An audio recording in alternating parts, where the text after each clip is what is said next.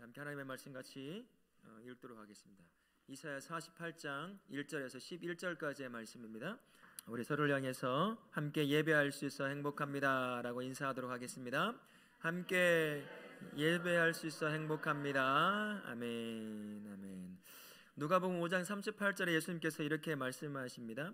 새 포도주는 새 부대에 넣으라 라고 말씀하셔요. 예수님이 이 땅에 오시면서 새로운 복음의 시대가 임했다는 것을 우리에게 가르쳐 주는 말씀이죠. 이 복음의 시대에는 율법 아래 매여 있는 존재가 아니라 복음이 만들어내는 진정한 자유함 가운데 놓인 시대다. 그러니 새로운 것을 받아야 한다라고 말씀해 주는 것입니다. 예수님 시대에 새 포도주를 담는 그 가죽 부대는 염소 가죽으로 주로 만들었다고 합니다. 새로 만든 가죽 부대에 이 포도들을 딱 넣으면 앞에 이제 밀봉을 하게 되면 그 안에서 스스로 이제 발효를 하기 시작하면서 가스가 차면서 이게 팽창이 된대요. 이제 새로 만든 염소 가죽으로 만들면 이게 신축성이 있기 때문에 늘어나서 터지질 않는데 이전에 사용했던 것, 이제 가죽의 기능이 다한 그런 가죽 부대를 넣어서 하면 반드시 터지게 되어 있다는 거예요. 그러면 포도주도 못 마시고 가죽 부대도 버리게 되는 그러한 일이 있다는 것이죠. 예수님께서 말씀하시는 것은 자신이 새 포도와 같다라는 것입니다. 새 포도주와 같은 것이다 라고 말씀하시는 거예요. 하나님의 나라는 그렇게 확장되는 것입니다. 이렇게 마치 발효가 되어서 가스가 차면서 이렇게 거대하게 늘어나는 것처럼 하나님의 나라는 그렇게 확장되어 가는 것이다 라고 말씀해 주는 것입니다. 그런 때에는 새로운 부대가 필요해서 그 부대로 담아야 한다라는 것입니다. 이렇게 바뀔 때 그 바뀌는 시대를 정확하게 알고 쫓아갈 수 있어야 한다라는 말씀입니다. 새 포도주가 왔으니 그것을 담을 수 있는 새 가죽 부대가 필요한 것처럼 하나님께서 새로운 시대를 열기를 원한다고 한다면 그 시대를 받을 수 있는 마음의 가죽 부대, 삶의 인생의 가죽 부대가 필요하다라는 것입니다. 이를 두고 전도서 3장 1절에서 이렇게 말씀을 하셔요. 범사의 기한이 있고 천하 만사가 다 때가 있다라고 말씀합니다. 지금이 바로 하나님의 회복의 때라고 한다면 이 회복을 받아낼 수 있을 믿음의 가족 부대가 준비가 되어 있어야 한다는 거예요. 근데 이 가족의 이 때를 알지 못하면 하나님께서 주시고자 하시는 회복을 누리지 못한다라고 말씀합니다. 이스라엘 백성들은 이것을 잘 깨닫지를 못하고 있었습니다. 하나님께서 다시 한번 회복의 역사를, 다시 한번 일으킴의 역사를 가지고 계시는데 이 때를 잘 파악을 못하는 거예요. 그러니 주신 그 때를 파악을 못하면 그것을 회복을 받을 수 있는 가족 부대를 준비를 못하니까 누리지 못하는 거죠. 우리가 이 말씀을 통해서 깨달아야 할 것이 바로 그겁니다. 때가 오게 되면 그때에 맞는 가족 부대가 항상 준비되어 있어야 한다는 거예요. 이스라엘 백성들은 하나님께서 항상 복을 내려주셔서 작은 나라입니다. 여러분들 지도를 한번 보시면 중동 지역에 이스라엘이라고 하는 나라는 강원도 정도밖에 되지 않는 나라였어요. 그 나라가 한때는 그 중동을 지배하는 다윗이라고 하는 솔로몬이라고 하는 왕을 배출할 정도로 강력하게 하나님께서 은혜를 베푸신 때가 있었다는 것입니다. 그 수많은 우리나라처럼 외침을 당할 때마다 하나님이 지키시고 보호하시고 그렇게 인도에 가시는 복과 은혜를 누리던 그 땅이 바로 이스라엘이라고 하는 민족이요, 그 땅이었습니다. 하지만 그때만 기억할 뿐 계속 잊어버리는 거예요. 교만함 가운데 하나님을 등지고 자기 마음대로 살아가려고 했던 사람들이 바로 이스라엘 사람들이었습니다. 형식적인 신앙에 굳어져 있었던 사람, 그 민족, 바로 그 민족이 이스라엘 백성들이었다는 거예요. 그런데 하나님께서 새로운 것을 주시고자 해도 형식적인 신앙 안에 딱 갇혀져 있으니까 이젠 그것을 버리고 새로운 받을 수 있는 가족 부대를 준비해야 될 텐데 그것을 준비를 못하니까 주시고자 하셔도 부어줄 수가 없는 거예요. 그러니까 징계 가운데 계속 하나님이 몰아 넣으시는 거죠. 깨닫게 하시려고 말입니다. 하나님의 때를 깨닫지 못하면 이방에 멸망해버리는 다른 민족과 똑같은 민족으로 전락하는 것이 하나님의 백성 이스라엘의 운명이었습니다. 저와 우리의 운명도 마찬가지인 것이죠. 오늘 이 말씀을 통해서 이스라엘 백성들에 대한 죄의 강도 높은 책망과 함께 구원의 시대, 새로운 약속의 시대가 도래하니 그것을 받을 수 있는 준비를 하라라는 말씀이 오늘 말씀에 담겨져 있습니다. 지금이 바로 죄를 내려놓을 때라는 것이에요. 하나님께서 회복하고자 하시는 그 회복을 죄를 내려놓고 그것을 다시 받을 수 있는 준비를 하라, 바로 그때다라고 말씀해 주는 것입니다. 하나님의 회복의 계획을 깨닫고 받을 새 부대를 준비하라고 이스라엘 백성들에게 이 말씀, 예언의 말씀을 전달해주고 우리에게도 똑같이 지금 전달해주고 있다라고 할 수 있습니다. 1절부터 8절까지의 말씀을 보면 하나님께서 이스라엘 백성들의 속속들이 다 알고 있다고 말씀을 하셔요. 네가 어떠한 존재인지, 어떠한 삶을 살아왔는지, 어떠한 민족으로 지금 세워졌는지 모두 알고 있다, 숨길 수 없다라고 말씀을 합니다. 이스라엘 백성이 형식적인 신앙에 놓여 있다는 것을 하나님은 분명히 알고 있었습니다. 여호와 이름으로 맹세도 하고 그분을 기리기도 합니다. 예배를 통해서, 제사를 통해서 하나님을 경배하기도 해요. 하지만 그의 실제적인 삶에 있어서는 정이고 공이고 선이고 의도 아무것도 살아있지 않은, 그러한 마치 종교인들이 일주일에 한 번씩 가는 그러한 성당이요, 절이요, 이런 것 같은 그렇게 종교 이론으로만 남아 있었던 사람들이 바로 이스라엘 백성들이었다라는 것입니다. 경건의 모양이 있지만 경건의 능력은 없다고 예수님께 지탄받았던 그 예수님 시대의 바리새인과 같은 시대의 그 사람이 바로 이 시대의 이스라엘 백성들이었다라는 것입니다. 회칠한 무덤과 같은 것이었어요. 외적으로는 다 갖추고 있었습니다. 하나님을 섬길 수 있는 것들, 화려한 신앙의 형태들 다 갖추고 있었지만, 그러나 그 안에는 하나님을 모시고 있지 않았던 거예요. 형식만 남아있는 그러한 민족, 그게 바로 이스라엘 민족이었습니다. 하나님을 부르면서 삶의 그 역사하시면서 부욕해 하시는 하나님을 의지하지 않고 자기 자신을 의지하며 살아갔던 민족, 그게 바로 이스라엘 민족이고, 어쩌면 그 민족을 통해서 우리의 모습을 발견할 수도 있을 것입니다. 하나님을 의지하지 않고 지금껏 형식적인 신앙은 남아있고 있지만 실제 삶은 나를 의지하며 살아왔던 것이 이스라엘 백성과 같은 우리의 모습일 수도 있다라는 것입니다. 하나님은 그걸 다 알고 있다는 거예요. 숨기지 말라, 그 얘기를 하고 계십니다. 또 하나님은 알고 있는 것이 이스라엘 백성들의 죄에 대한 완고함입니다. 그리고 목이 곧은 교만함 때문에 놓여 있다는 것을 말씀을 하십니다. 4절 말씀이 바로 그 말씀인 것이죠. 바벨론만 교만해서 멸망한 것이 아니에요. 이스라엘 백성들도 하나님 앞에 목이 꼿꼿하고 죄를 죄로 여기지 못하고 그것을 쫓아 고집스럽게 그것을 쫓아 살았던 민족이 바로 이스라엘 민족이었다라는 것입니다. 마음이 높아지고 교만해져서 하나님을 등지고 살았던 민족, 그게 바로 이스라엘 민족인 것입니다. 이런 민족을 두고 하나님이 뭐라고 말씀하시냐면 그들이 모태에서부터 배역한 자였다라고까지 하나님이 그들을 책망하시는 말씀을 할 정도로 이들은 목이 곧은 교만한 백성 중에 하나였다는 것입니다. 하나님 앞에 수많은 약속을 하고 맹세를 합니다. 맹세하고 약속하지만 지킬 줄 모르는 민족이 이스라엘 민족이었어요.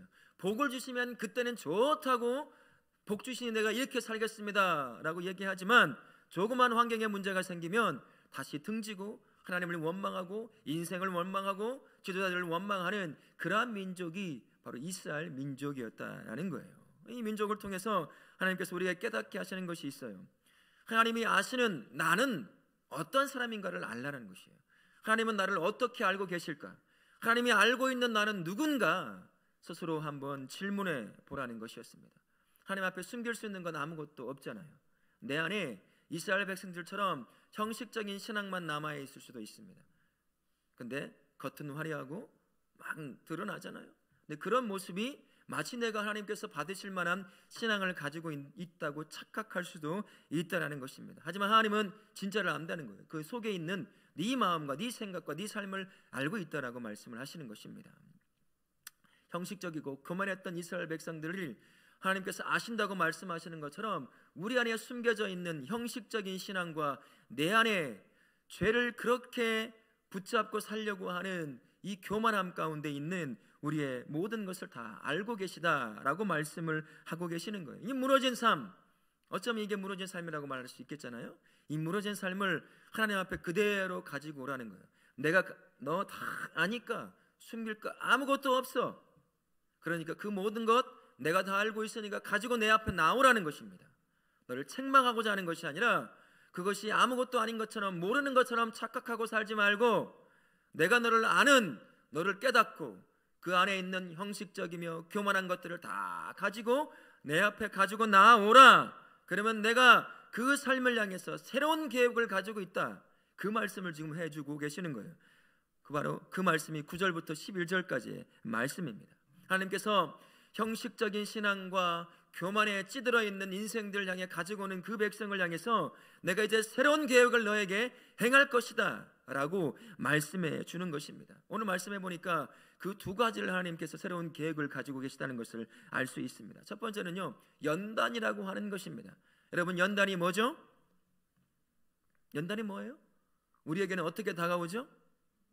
고난으로 다가와요. 슬픔으로 다가옵니다. 아픔으로 다가와요. 하나님께서 우리에게 연단을 주시겠다는 거예요. 회복을 향해 나아가는 그 길에는 반드시 연단이라고 하는 관문을 통과하지면 안 되는 것입니다. 여러분, 풀무불 아시죠? 뭐 직접 저도 보진 않았지만 멀리서 이제 그 모형으로 된 것만 본 기억이 있는데, 풀무불에 강철을 집어넣어요. 왜 강철을 집어넣을까요? 강철을 녹여서 없애려고 하는 게 아니잖아요. 강철 안에 숨겨져 있는, 섞여져 있는 어떤 거요? 불순물들을 다 빼내고자 하는 거예요. 강철을 없애서 아예 없애버리려고 이 풀무불에 집어넣는 것이 아니라 진짜 강한 그 말처럼 강철을, 정금과 같은 강철을 만들어내기 위해서 풀무에 집어넣고 계속 때려내는 거예요. 그럼 여러분 뉴스나 한번 보세요. 때릴수록 뭐가 나오죠? 검정한 그 불순물이 계속 빠져나오는 걸 볼 수 있습니다. 우리가 하나님께서 허락하시는 이 연단이라고 하는 것이 바로 그것이에요. 하나님께서 회복이라고 하는 놀라운 역사를 주시고자 하시는데 그것을 담을 수 있는 새로운 부대가 아직 준비가 안 되는 거예요. 삶에 여전히 형식적이고 여전히 교만한 죄를 붙잡고 살아가는 그 모습이 있으니 담을 수가 없는 거예요. 그러니 연단이라고 하는 고난을 주셔서 이 안에 있는 내 것을 다 뽑아내고 하나님의 것으로 다시 한번 만드시는 것입니다. 그 과정이 바로 연단의 과정이라는 거예요. 그 연단의 과정은 때로는 우리가 아픔이 될 수 있습니다. 고통이 될 수도 있어요. 하지만 그것을 거쳐야만 하나님의 주시는 새로운 계획 가운데 허락하시는 회복이라고 하는 그 은혜를 다시 받아 누릴 수 있는 것입니다. 그래서 우리를 고난이라고 하는 풀무에 항상 집어넣으셔요. 그래서 다시 한번 하나님으로만 채워지게 하고 하나님의 회복을 받을 수 있을 그러한 부대를 준비할 수 있도록, 그래서 결국에는 하나님의 원하시는 그 삶의 모습, 성도의 모습을 잘 갖추어 갈 수 있도록 하는 것이 이 연단이라고 하는 과정인 것입니다. 연단은요, 회복을 위해서 반드시 필요한 과정이라고 하는 것을 꼭 기억하실 수 있기를 바랍니다. 연단을 통해 쉽게 무너지지 않는 성도의 믿음을 갖게 만드는 거예요. 이런저런 형식적인 모든 것들을 다 버리고 진짜 살아있는 신앙, 하나님께서 찾으시는 그 신앙, 그래서 이 땅을 변화시킬 수 있을 믿음을 가진 사람, 그 사람을 만들어내기 위해서 연단이라고 하는 과정을 우리에게 겪게 하시는 것입니다. 그래서 연단을 피하는 것이 아니라 이 연단을 잘 이겨나갈 수 있을, 인내할 수 있는 믿음을 달라고 기도하는 것이 저와 우리의 간구가 되어야 하는 것입니다. 하나님이 우리에게 회복을 주실 텐데 그 회복을 향해 나아가는 그 걸음걸음마다 어쩌면 우리가 겪기 힘든 그러한 연단의 과정을 겪게 하실 수도 있을 것입니다. 그때마다 이게 뭐냐고 하나님을 원망하는 것이 아니라 그때마다 하나님, 내가 이 연단의 과정을 견뎌나갈 수 있도록 나에게 인내할 수 있는 믿음을 주십시오 라고 저와 함께 기도하며 그렇게 회복을 받을 수 있을 가족 부대를 준비하실 수 있기를 바랍니다. 이 연단의 걸음을 걸어가는 그 자체가 바로 회복을 하나씩 하나씩 경험해가는 그러한 걸음이 될 거예요. 그러니 그 걸음을 잘 이겨나갈 수 있도록 인내할 수 있는 믿음을 달라고 함께 기도하며 나아가실 수 있기를 축원합니다. 아멘. 두 번째, 하나님이 우리에게 주시고자 하시는 새로운 계획은 무엇이냐? 회복과 구원이라고 하는 것입니다. 하나님은 이스라엘 백성에 항상 노하셨어요. 노하시지만 그들을 노함 가운데 멸망으로 이끌지는 않았습니다. 그 이유가 단 하나예요. 자신의 이름과 자신의 영광을 위해서 이스라엘 백성이 죄 가운데 있어도 완전히 멸망시키지 않은 이유가 바로 거기에 있는 것입니다. 하나님의 이름이 욕되는 것을 결코 하나님은 용납할 수가 없었던 거예요. 하나님은 자신의 이름과 영광을 위해서 이스라엘 백성을 회복시키시고 구원시키기를 반복하셨습니다. 시편 23편 3절에 이렇게 우리에게 노래합니다. 내 영을 소생시키시고 자기 이름을 위하여 의의 길로 인도하시는도다. 누구의 이름을 위해서요? 자기 이름, 하나님의 이름을 위해서 우리를 구원하시고 우리를 회복시키신다라고 말씀을 하시는 것입니다. 우리가 열심히 있어서 무언가 잘 하려고 하니까 그래서 우리를 구원시키고 회복시키시는 것이 아니라 하나님의 영광스러운 그 이름이 욕됨을 받지 않기 위해서 우리를 회복시키신다라는 것이에요. 하나님은 살아계신 하나님이십니다. 자신의 백성을 사랑하시는 분이시거든요. 자신의 독생자까지도 죽게 만드시는 분이 우리 하나님이셔요. 그런데 세상 사람들이 우리를 바라보면서 너희 하나님이 살아있느냐, 어찌 너희 백성을 두고 구원하지 않느냐, 네 하나님 죽었구나, 무지하구나, 능력이 없는 분이구나, 이 소리를 하나님을 들을 수가 없는 거예요. 그래서 비록 죄 가운데 넘어져 있다 할지라도 자신의 백성들에게 다시 다가가서 새 계획을 주시며 회복을 시키시고 구원을 시키시는 거예요. 그게 바로 자신의 이름과 영광을 욕되게 하지 않기 위해서 우리를 구원하신다, 회복시키신다라고 하는 하나님의 마음인 것입니다. 우리가 이 마음을 기억하시고 우리를 향해 새로운 계획, 연단이라고 하는 계획, 그리고 구원이라고 하는 그 회복이라고 하는 계획을 가지고 계신 그 하나님, 그 하나님께서 우리를 향해 가지고 계신 이 계획을 기대하는 마음으로 우리가 소망하며 기도하며 우리가 준비해야 될 줄로 믿습니다.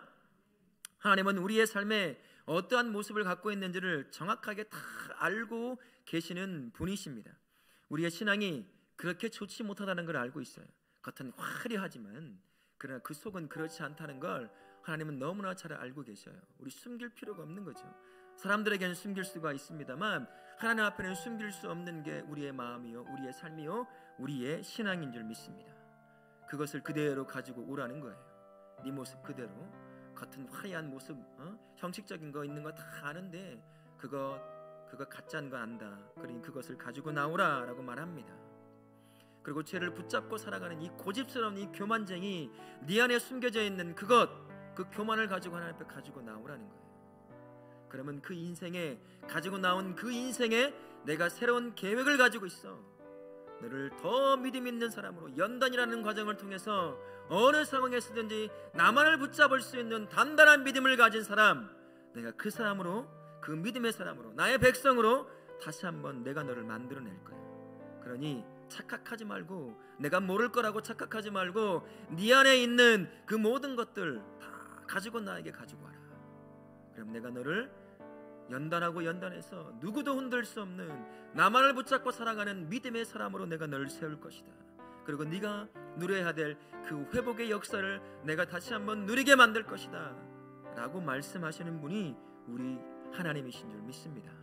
여러분들이 가지고 있는, 나만 알고 있는 것, 아니 내가 발견하지 못하고 있는 나의 연약함들이 있을 것이에요. 그것을 하나님 앞에 온전히 가지고 나아가시기 바랍니다. 하나님은 언제나 내 인생을 다시 회복시키실 항상 새로운 계획을 가지고 계신 분이셔요.